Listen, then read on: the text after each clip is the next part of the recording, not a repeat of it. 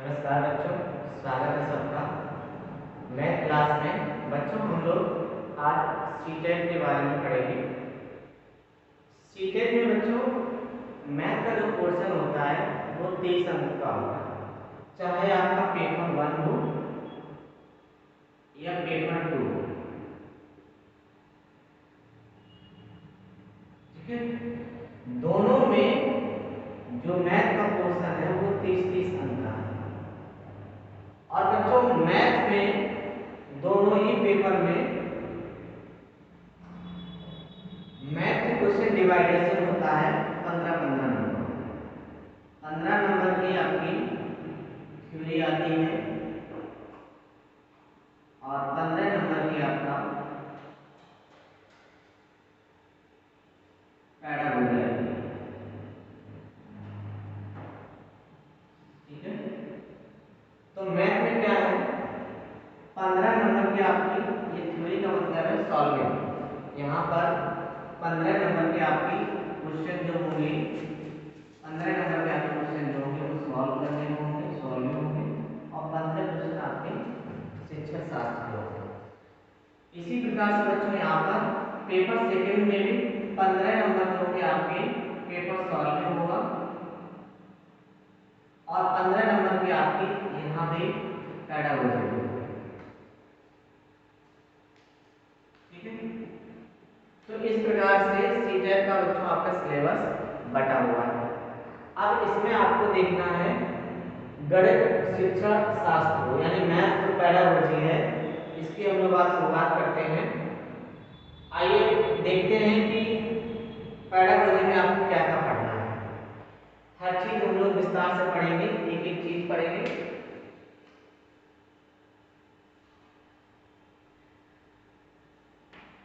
Pedagogy में बच्चों एक शब्द आता है अभिग्रीत। एक शब्द होता है जिसको हम एक्सियोम शब्द बोलते हैं इंग्लिश में, इसका अर्थ होता है अभिग्रीत।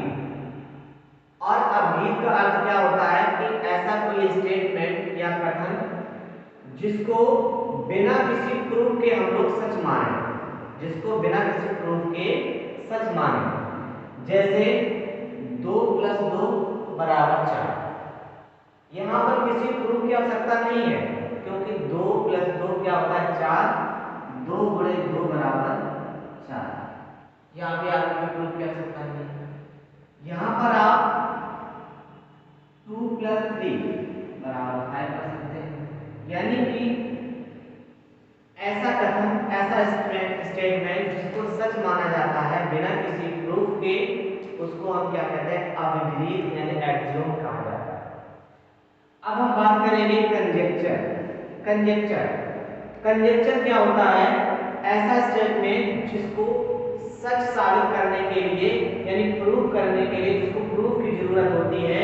जैसे आपको होती है प्रमेय, जैसे आपकी होती है प्रमेय। प्रमेय को बच्चों सिद्ध करना पड़ता है। आपके इसके अलावा जो ट्रिग्नोमेट्री क्वेश्चंस होते हैं, फार्मूलाज होते हैं, ये सारे क्वेश्चनों को इनको कंजेक्चर कहा जाता है। ऐसा स्टेटमेंट जिसको सच साबित करने के लिए प्रूफ की जरूरत होती है उसको हम क्या कहते हैं, कंजेक्चर कहते हैं। तीसरी बात करेंगे थ्योरम यानी प्रमेय। जब हम कंजेक्चर को प्रूव कर दिया जाता है, जब कंजेक्चर को क्या कर दिया जाता है, प्रूव कर दिया जाता है, तो वह थ्योरम कहलाता है। वही हमने आपसे अभी कहा कि कंजेक्चर को प्रूव किया जाएगा। अब वो प्रूव किया जाएगा, वो क्या बन जाएगी, प्रमेय बन जाएगी, क्योंकि प्रमेय को सिद्ध किया जाता है। ठीक है, प्रश्न बच्चों इस प्रकार से पूछे जाते हैं कि निम्नलिखित कथनों को पढ़िए। निम्नलिखित कथनों को पढ़िए। पहला है अभिग्रीत प्रस्ताव है जिन्हें हम मान लिया जाता है। पहला ऑप्शन क्या है, अभिग्रीत एक प्रस्ताव है जिन्हें मान लिया जाता है। अभिग्रीत विशेष प्रमेय है, तो अभिग्रीत अभी हमने हाल ही में पढ़ा है एक्सियोम, यानी कि जिसको सिद्ध करने की आवश्यकता नहीं होती है, जैसा है वैसा ही मान लिया जाए, तो वो आपका प्रस्ताव लिखा है साफ साफ अभिग्रीत प्रस्ताव है जिसे मान लिया जाता है, जैसा है वैसे ही मान लिया जाता है। अभिग्रीत विशेष प्रमेय, प्रमेय तो है ही नहीं, प्रमेय तो सिद्ध करने वाली कंजेक्चर होती है। अब अद्वित परिभाषाएं डेफिनेशन भी नहीं है, अद्वित को सिद्ध करने पर वह प्रमेय बन जाता है, ये गलत है, वो थ्योरम होती है। तो यहाँ पर निम्नलिखित में से कौन सा कथन सही था? तो यहाँ पर बच्चों विकल्प नंबर तीसरा सही है, केवल एक सही है। और इस प्रकार के जो क्वेश्चन है इनको 1/2, 1/3, 1/4 कंसेप्ट वाले क्वेश्चन कहा जाता है। और आपको ध्यान रखना है नंबर एक क्या है कि सबसे पहले मूर्त चीजें लेनी चाहिए। जब हम बच्चों को पढ़ाएं तो सबसे पहले हमें मूर्त चीजें लेनी चाहिए। मूर्त चीजों का मतलब ये है कि जैसे हम बच्चों को वर्ग या आयत की या हम वृत्त की या वर्ग की अवधारणा बताना चाह रहे हैं, उसके बारे में समझाना चाह रहे हैं। बच्चा बहुत छोटा है, प्राइमरी लेवल का है, उसको अभी वर्ग आयत का ज्ञान नहीं है। आप उसको किस प्रकार से बता सकते हैं? तो सबसे पहले बच्चों को आप मूर्त चीजें दिखाएंगे। जैसे अगर आपके पास एक बॉक्स है तो आप बॉक्स दिखा सकते हैं बच्चों कि ये आपका जो बॉक्स है, ये बॉक्स कैसा है, आयताकार है। तो बच्चा तुरंत समझ जाएगा कि जो बॉक्स है वो आयताकार है, आयत कैसा होता है। या हम उससे कहें कि आपने कभी क्या माचिस की डिब्बी देखी है? माचिस की डिब्बी अगर आपने देखी है तो बच्चों वो कैसी होती है? आयताकार होती है। क्या बच्चों आपने ईंट देखी है? तो बच्चे ईंट को देखकर बोलेंगे हाँ सच्ची हमने ईंट देखी है, तो वो समझ जाएंगे। वृत्त की अवधारणा बताना है आपको तो बच्चों से कहेंगे क्या बच्चों आपने रोटी देखी है? घर में मम्मी रोटी कैसे बनाती है, वृत्ताकार गोलाकार बनाती है, तो वो उस उदाहरण से उसको भी समझ जाएंगे। वर्ग बनाने हैं तो ऐसे चीजें जिसके चारों लंबाई और ऊंचाई यानी कि हर चीज उसकी क्या है, लंबाई है और उसकी चौड़ाई बराबर है, ऐसा बॉक्स हम उसको दिखाएं। जैसे आप पासे वाला बॉक्स होता है, पासा वाला आपने देखा होगा, इस प्रकार जो होता है वो आपका वर्गाकार आकृति होती है। तो बच्चा उसको देख के समझेगा अच्छा ये चीज वर्ग वाली होती है। तो वो अगर उसका घर का कमरा जो होगा वर्गाकार बना होगा तब भी बच्चा ये कहेगा कि हाँ सर जी हमारा कमरा भी है वो वर्गाकार है, उसको लंबाई चौड़ाई देख के समझ जाएगा कि कमरा वर्गाकार है कि आयताकार है। तो यानी कि हमें सबसे पहले बच्चों को मूर्त चीजें दिखानी है, जो ऐसी चीजें जो वो हाथ में पकड़ सकता है, ऐसी चीजों को मूर्त चीजें कहा जाता है। दूसरी बात करेंगे फिर उस चीज के बारे में बताएंगे। जब हम मूर्त चीज के बारे में बच्चों को हम बता रहे हैं तो उसके बारे में अब हमें बताना है कि ये आखिर में आकृति है क्या, किस चीज की आकृति है, किस तरह की उसकी तुलना करवाएंगे, कंपैरिजन करवाएंगे। इसके बाद में फिर उसको दिखाएंगे, फिर उसको हम दिखाएंगे और ये आकृति कैसी होती है। इसके बाद में और अंत में हम उसका चिन्ह बनाएंगे। तो बच्चों ये चीज आपको ध्यान रखना है, पहले हम मूर्त चीज के बारे में बताएंगे, फिर उसके बारे में बताएंगे, फिर उसको हम दिखाएंगे और अंत में उसके चिन्ह यानी सिंबल को बताएंगे कि ये इस चीज का सिंबल होता है, चिन्ह होता है। ठीक। कक्षा 3 के विद्यार्थी को हमें आधे की संकल्पना का परिचय देने के लिए शिक्षक निम्नलिखित क्रियाकलापों की योजना बनाता है। एक कक्षा 3 का शिक्षक और वो आधे की संकल्पना बच्चों को समझाना चाह रहा है। तो सबसे पहले वो क्या करेगा? सबसे पहले क्या करेगा? चित्र दिखाता है जिसमें आधा प्रदर्शित किया गया है। बी विकल्प है आधे का चिन्ह लिखता है। सी विकल्प है बहुत सारे मूल पदार्थों को आधे में विभाजित करता है और डी विकल्प है कहानी या शब्दों के प्रयोग से आधा प्रदर्शित करता है। तो बच्चों हमने आपको इससे पहले अभी हाल ही बताया कि बच्चों को पहले हम मूर्त चीजें दिखाएंगे, यानी कि बहुत सारे मूल पदार्थों के आधे में विभाजित करना, पहला विकल्प तो आपका ये होता है। इसके बाद में हम क्या करेंगे? बच्चे को चित्र दिखाएंगे।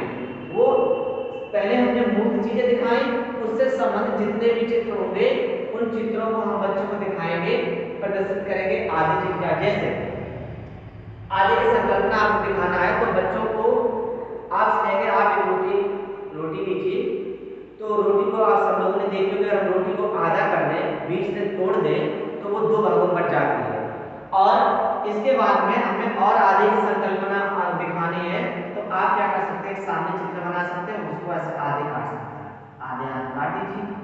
या फिर वर्ग बनाइए उसको आधे काट दीजिए, एक आयत बना दिए उसको आधे से काट दीजिए। तो आप किसी भी प्रकार से इसको बच्चों को इस प्रकार के चित्र आप प्रदर्शित कर सकते हैं। तो पहला नंबर क्या है, बहुत सारे मूल पदार्थ को आधे में विभाजित करता है, फिर चित्र दिखाता है जिसमें आधा प्रदर्शित किया गया है। नंबर 3 पे क्या करेगा, कहानी या शब्दों के प्रयोग से आधा प्रदर्शित करेगा। इसके बाद वो क्या करेगा, कहानी बताएगा, शब्द उसे समझ, जो शब्द होंगे कहानियां होंगी उससे बताएगा। कैसे कहानियां, जैसे आप बच्चे से कहें कि बच्चों अच्छा ये बताइए एक पेड़ पर 10 चिड़ियां बैठी हैं और एक पेड़ पर 10 चिड़ियां बैठी हैं और 10 में से आधी चिड़ियां उड़ गई, तो बच्चे तुरंत बताएंगे तो सर जी 5 चिड़ियां बची। इस प्रकार की कहानी के द्वारा प्रश्न आप पूछ सकते हैं बच्चों से, और अंत में आप क्या करेंगे, आधे का चिन्ह बताएंगे बच्चों को कि आधे का चिन्ह ये होता है कि अगर 1/2 हम 2 लिख दें, ये बच्चों आधे का चिन्ह होता है। तो इस प्रकार बच्चे अच्छे से समझ जाएंगे। तो यहाँ पर वेस्ट विकल्प जो होगा विकल्प नंबर ए, यानी ऑप्शन पहले सी आएगा, फिर ए आएगा, फिर डी आएगा, फिर बी आएगा। इस प्रकार से ये प्रश्न आपका हल हो जाएगा। ठीक है, इस प्रकार के प्रश्न आपके सीटेट के एग्जाम में पूछे जाते हैं। आइए अगले प्रश्न चलते हैं। बच्चों यहाँ पर अगला प्रश्न मापन से संबंधित है। प्रश्न दिया गया है कि प्राथमिक स्तर पर लंबाई को मापना विषय पढ़ाने के लिए कौन सा श्रेणी क्रम उत्तम है। पहला विकल्प है आपके सामने तुलना करना। तुलना करना आएगा, अप्रमाणिक मापों का उपयोग करना, प्रमाणिक इकाइयों को विकसित करना, प्रमाणिक मापों का उपयोग करना। देखिए पहली जो चीज है, आप मूर्त चीजें दिखाएंगे, मूर्त चीजें कहीं विकल्प में दिया नहीं है। नंबर 2 आता है आपका तुलना करना, कंपैरिजन करना। तो तुलना करना इसमें भी है, इसमें भी है, ये प्रमाणिक वाला गलत हो जाएगा, प्रमाणिक मापों का गलत हो जाएगा। नंबर 1 में आएगा अब तुलना आएगा। तो इसके बाद में क्या आएगा, अप्रमाणिक मापों का उपयोग करना। हाँ बिल्कुल है, क्योंकि हम पहले प्रमाणिक माप, बच्चे उसके बारे में नहीं जानेंगे। पहले आप अप्रमाणिक मापों के द्वारा, अप्रमाणिक माप का मतलब है जैसे हमें यहाँ से यहाँ तक की दूरी मापते हैं, तो पहले बुजुर्ग लोग क्या करते थे कि एक डंडा लेते थे, उसको यहाँ से बाहर और यहाँ पर ऐसे करके नाप देते, कह लेते कि ये 2 डंडे हो रहा है, 3 डंडा हो रहा है, इतनी माप लेते थे। ये माप जो होती थी अप्रमाणिक माप होती थी। वहीं अगर हम मीटर का पैमाना का उपयोग करते हैं तो ये जो मान आता है वो आपका प्रमाणिक मान होता है। तो यहाँ पर नंबर 1 में क्या है, तुलना करना यहाँ भी है। अप्रमाणिक मापों का उपयोग करना यहाँ भी है और यहाँ भी है। ठीक है, इसके बाद में प्रमाणिक इकाइयों को विकसित करना, प्रमाणिक इकाइयों को विकसित करना यहाँ भी है। ठीक, चौथे में है प्रमाणिक मापों का प्रयोग करना, अप्रमाणिक इकाइयों को विकसित करना। देखिए प्रमाणिक मापों का उपयोग करना और प्रमाणिक इकाइयों को विकसित करना, बस यहीं पर प्रॉब्लम है दोनों में। हमें सबसे पहले क्या करना है, प्रमाणिक इकाइयों को विकसित करना पड़ेगा। इसके बाद में हम उसको बच्चों को सिखाएंगे प्रमाणिक मानों का मापों का उपयोग करना। ठीक है, तो यहाँ पर जो विकल्प है कौन वाला सही होगा, बी विकल्प ज्यादा बेहतर है। चलिए अगला प्रश्न देखिए बच्चों, जीन प्याजे का पेडागोजी में या मनोविज्ञान में बहुत बड़ा रोल है, बहुत इंपॉर्टेंट है। तो जीन प्याजे मैथ के संबंध में क्या कहते हैं, जीन प्याजे के अनुसार बच्चा सबसे पहले संख्याओं का संरक्षण करना, यानी कि उनका कंजर्वेशन करना, संख्याओं का इकट्ठा करना सीखता है। उसके बाद लंबाई का संरक्षण करना, फिर वजन और अंत में उसके वॉल्यूम यानी आयतन को समझता है। जीन प्याजे ने क्या कहा, ध्यान से समझेंगे। इनके अनुसार बच्चा सबसे पहले संख्याओं का संरक्षण करना सीखता है, उसके बाद लंबाई का संरक्षण, फिर वजन का और अंत में उसके आयतन का संरक्षण करना सीखता है। प्रोपोर्शनल रीजनिंग का कॉन्सेप्ट भी इन्होंने ही दिया था। कहने का तात्पर्य बच्चों ये है कि बच्चे को अगर आप चीजें दी जाएं तो सबसे पहले बहुत सारी चीजें आपके सामने बिखेर दी, बच्चा क्या करेगा, सबसे पहले उन चीजों को इकट्ठा करेगा। इकट्ठा करने के बाद में फिर वो जो बड़ी बड़ी चीजें होती हैं उनको अलग करेगा। बड़ी बड़ी जो चीजें हैं उनको अलग करने के बाद में, इसके बाद में वो क्या करेगा, तो वो ये देखेगा किसमें वजन ज्यादा है और किसमें वजन कम है, और अंत में फिर वो ये देखेगा कौन सी चीजें आयतन में यानी वॉल्यूम में बड़ी लग रही है, कौन सी छोटी लग रही है। इस प्रकार का कॉन्सेप्ट उन्होंने दिया है जीन पियाजे ने। आइए जीन पियाजे से एक प्रश्न लेते हैं। प्रश्न क्या है? पियाजे के प्रस्ताव के अनुसार माप में विभिन्न भौतिक राशियों के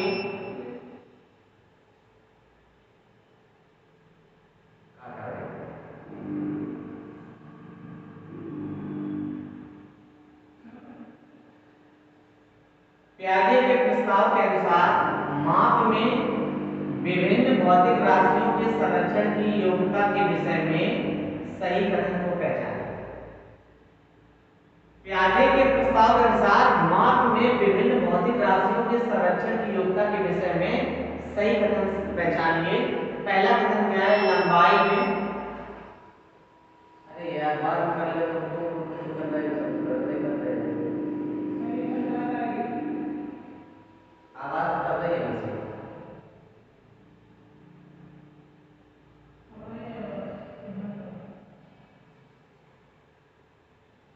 देखिए पहला कथन क्या है कि लंबाई में संरक्षण की समझ संख्याओं के संरक्षण से पहले आती है।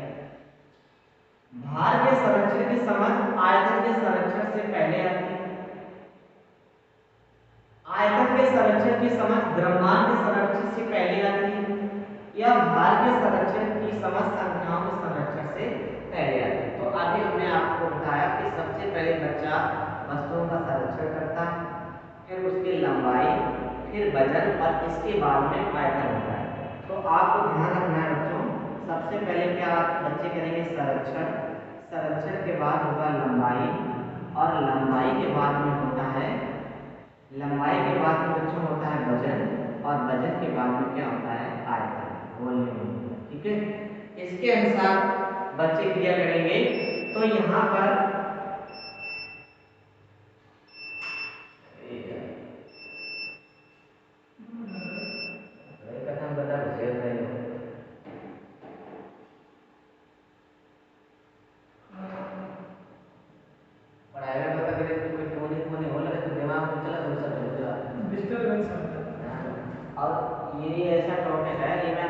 दिमाग काम करे, तुमको तो है नहीं, अपने मन से तुम्हें बताने के तुम बताया कौन। तो बच्चों देखिए, लंबाई में संरक्षण की समझ संख्याओं के संरक्षण से पहले आती है? बिल्कुल नहीं आती। लंबाई में संरक्षण की समझ, भाई संरक्षण पहले आता है, लंबाई बाद में आता है। और इसमें लंबाई में संरक्षण की समझ संख्याओं के संरक्षण से पहले आती है, ये पहला कथन गलत हो गया। भार के संरक्षण की समझ आयतन के संरक्षण से पहले आती है? बिल्कुल, भार के संरक्षण की समझ जो है आयतन से पहले आ रही है, विकल्प दूसरा सही है। आयतन के संरक्षण की समझ द्रव्यमान के संरक्षण आयतन के बाद में आता है, ये भी गलत है। और भार के संरक्षण की समझ संख्याओं के संरक्षण से पहले आती है, संरक्षण सबसे पहले आता है, ये भी बात गलत है। तो यहाँ पर जो विकल्प सही है वो केवल दूसरा वाला विकल्प बच्चों सही है। ठीक है,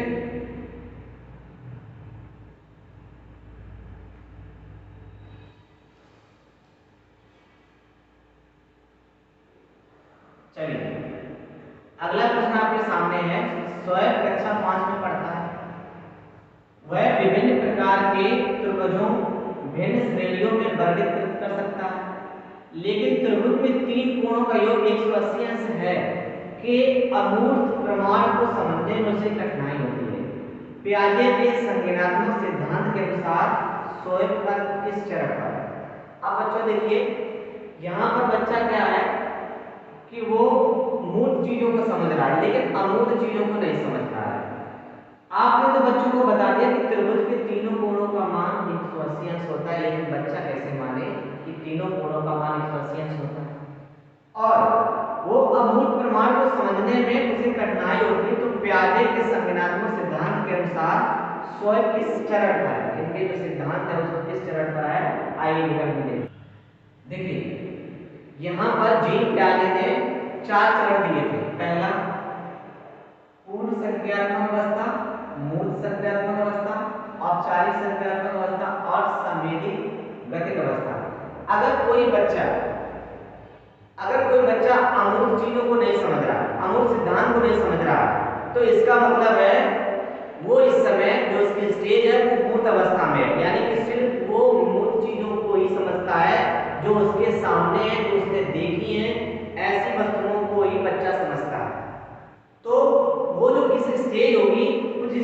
हम क्या कहेंगे, मूल संक्रियात्मक अवस्था कहेंगे। अगर बच्चा ऐसी चीजों को समझता हो, अमूल चीजों को, तो फिर उसकी मूल संक्रियात्मक अवस्था हो जाएगी। तो बच्चों इस प्रकार का क्वेश्चन इसमें आपके जीन कार्य से संबंधित क्वेश्चन परीक्षा में पूछे जाते हैं। अगला प्रश्न है कि शिक्षण विधियों से क्वेश्चन आते हैं। पाइथागोरस प्रमेय को सिखाने के लिए एक शिक्षक ने एक शीट वितरित की और जिस पर समकोण वाले 4 त्रिभुजों को खींचा गया और बच्चे को त्रिभुज की भुजाओं के बीच संबंध खोजने के लिए कहा जाता है। उपरोक्त परिस्थिति में शिक्षक ने, आगे बढ़ते हैं,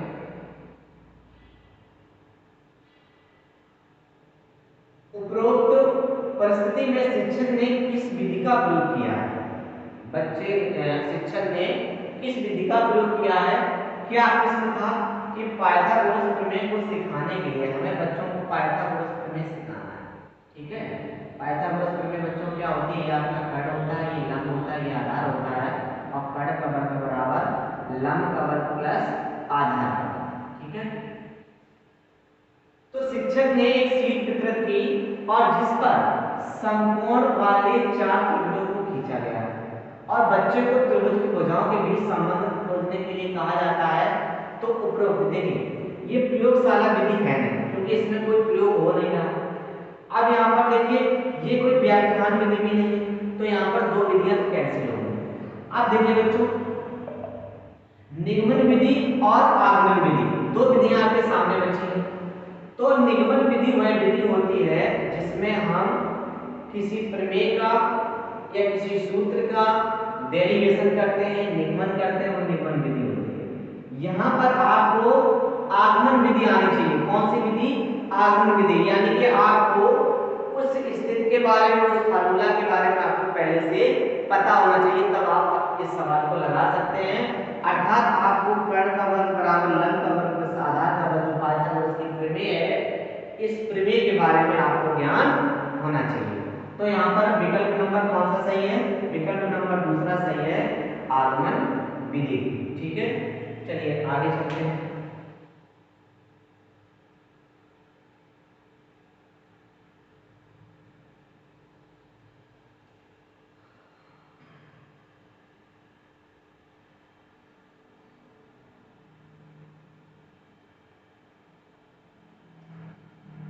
चलिए अगला प्रश्न बच्चों, आपके लेखनी संबंधी प्रश्न आते हैं, जो आपके मानसिक विकार होते हैं, लेखनी संबंधी विकार होते हैं। तो इससे एक प्रश्न पूछा जाता है जिसको हम अधिगम विकार कहते हैं। क्या कहते हैं? अधिगम, यानी सीखने संबंधी जो विकार होते हैं, त्रुटियां होती हैं, उनसे प्रश्न पूछे जाते हैं।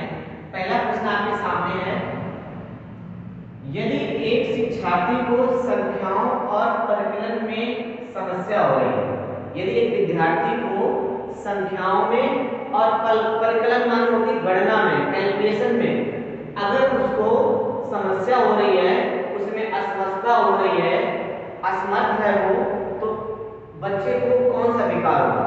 देखिए बच्चों, यहाँ पर परिकलन का मतलब क्या है? कैलकुलेशन। कैलकुलेशन, अगर किसी बच्चे को कैलकुलेशन में दिक्कत है तो उसको क्या बच्चों हो जाएगी? डिसकैलकुलिया हो जाएगी, डिसकैलकुलिया हो जाएगी। ठीक है, यानी कि विकल्प नंबर दूसरा सही है। अगर कोई लिखने में क्षमता है, लिखने संबंधी क्षमता है, तो उसको हम डिसग्राफिया कहते हैं। अगर दृश्य स्थानिक संगठन में असमर्थता है या पठन संबंधी किसी कोई क्षमता, उसको हम डिसलेक्सिया बोलते हैं। पढ़ने वाली क्षमता अक्षमता है, डिसलेक्सिया बोलेंगे। अगर लिखने वाली, देखिए डिसग्राफिया, ग्राफ का मतलब होता है ग्राफ खींचना। ग्राफ खींचोगे तो आप एक लाइन खींचोगे तो कुछ ना कुछ तो लिखोगे, तभी तो ग्राफ खींचेगा। तो ग्राफ का मतलब है लिखना, और लिखने संबंधी अगर क्षमता है तो उसको हम डिसग्राफिया कहते हैं। और गणितीय संबंधी कोई क्षमता है तो उसको हम डिसकैलकुलिया कहते हैं। और देखने संबंधी कोई अक्षमता है तो दृश्य स्थानिक संगठन, और पढ़ने संबंधी कोई क्षमता है तो डिसलेक्सिया कहा जाता है। चलिए क्लियर हो गया होगा बच्चों आपको ये प्रश्न?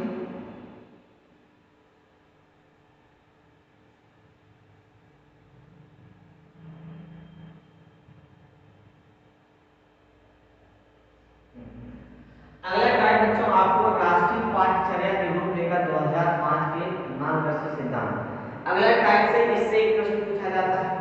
तो सबसे पहले जितने भी टाइप से आपके प्रश्न पूछे जाते हैं, तो सबसे पहले हम एक एक प्रश्न आपको करवा रहे हैं परीक्षा में प्रश्न आखिर में पूछे कैसे जाते हैं, और इसके बाद में मैं हर चीज हर टॉपिक को बड़े विस्तार से आपको पढ़ाऊंगा।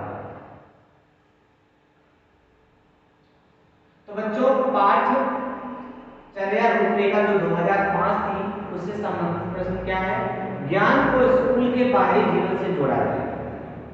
राष्ट्रीय पाठचर्या रूपरेखा ये कहती है कि ज्ञान को सिर्फ स्कूली ज्ञान ना रह जाए, किताबी ज्ञान ना रह जाए, ज्ञान को स्कूल के बाहरी जीवन से भी जोड़ा जाए। अगला पॉइंट,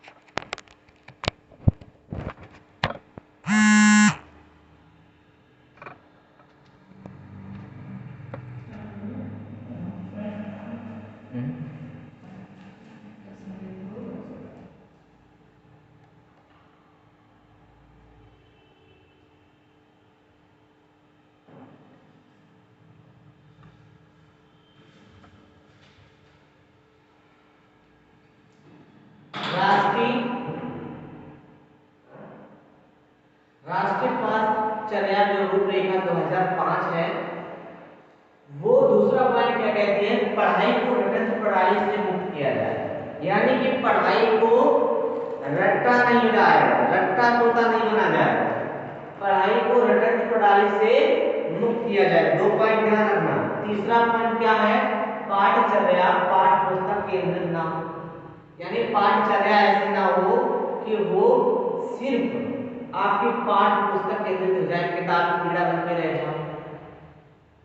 चौथी बात क्या है कि विद्यालय में दी जाने वाली शिक्षा को विभिन्न प्रकार की गतिविधियों से जोड़ा जाए, यानी कि जो विद्यालय में आपको शिक्षा दी जा रही है वो अन्य गतिविधियों से भी जोड़ी जाए, यानी कि कहने का तात्पर्य है बच्चे का सर्वांगीण विकास किया जाए। अगला पॉइंट है राष्ट्रीय मूल्यों के प्रति आस्थावान विद्यार्थी तैयार किए जाए, यानी कि राष्ट्र के प्रति ऐसे विद्यार्थी हो जो आस्थावान, राष्ट्र प्रेमी हो, ऐसे विद्यार्थियों को तैयार किया जाए। अगला टाइप है गणित की भाषा और महत्वपूर्ण शब्दावली। गणित की भाषा एवं महत्वपूर्ण शब्दावली मोस्ट इंपोर्टेंट टॉपिक है, हमेशा से इससे एक प्रश्न पूछा गया है बच्चों, तो ध्यान रखेंगे इस टॉपिक को बड़े ध्यान से पढ़ना है, ठीक है। नंबर क्या है? अंक। यह एक नाम है जो सिंबल या नंबर को दर्शाता है। गणित की भाषा सरल और बोधपूर्ण होनी चाहिए। प्रश्न पूछा जाता है गणित की भाषा बच्चों को मानसिक स्तर के अनुरूप होनी चाहिए और उनके दैनिक जीवन से संबंधित होनी चाहिए। गणित की भाषा जो है बच्चों के मानसिक स्तर, जैसा उनका मानसिक स्तर है उसी के अनुरूप होनी चाहिए और उनके दैनिक जीवन से संबंधित होनी चाहिए, यानी ऐसे भी प्रश्न बनाए जाए जो बच्चे उनके दैनिक जीवन से संबंधित हो, उस प्रकार के प्रश्नों को शामिल किया जाए।